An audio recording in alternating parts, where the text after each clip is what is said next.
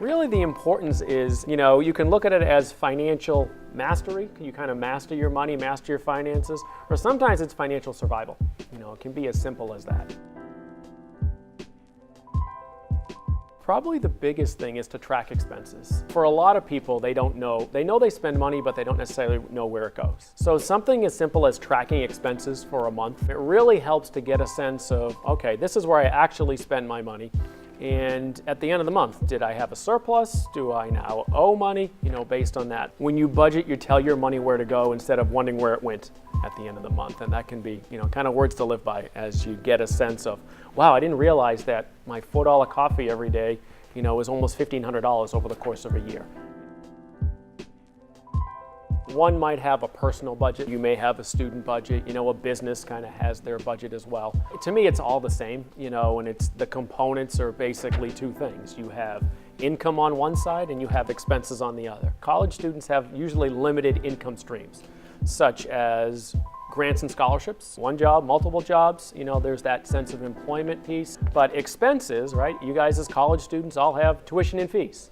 There's a kind of budget that some people describe as a zero-based budget, where you actually put a dollar amount to every dollar of income so that you have your income equals your expenses, but it doesn't mean you spent all that money.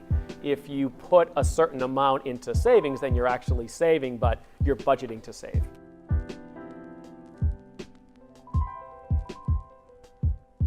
Over budgeting is basically, I have $2,000 that I can spend, but I go out and spend $2,500. So I spent more and now I'm $500 in the hole. Now where's that money going to come from? Do I put it on a credit card and hope I can pay it off? Do I ask someone for that, debt, per se? Do I need to go get a loan? Under budgeting is a lot easier, right? I budgeted, I was going to spend $2,000 in this, but I only spent $1,500. Perfect. Now you get that $500 excess. What are you going to do with it? A refund from your taxes is actually a bad thing, because that means you gave the government an interest-free loan. Okay, yes, they're going to give you that lump sum back, when you file your taxes, but throughout that previous year, you've let the government have an interest-free loan.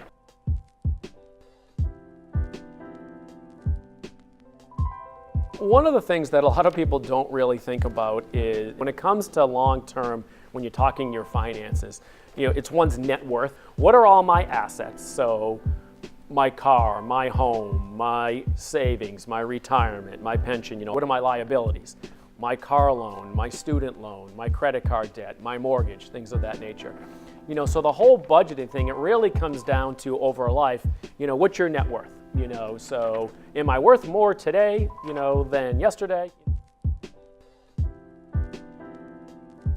Once you start tracking expenses, what studies will show is when you track your expenses, you spend less. Mint.com has probably the most popular free budgeting app out there, where it links all of your bills, it links all of your credit cards and things like that, and it has the nice graphs and does all the math for you.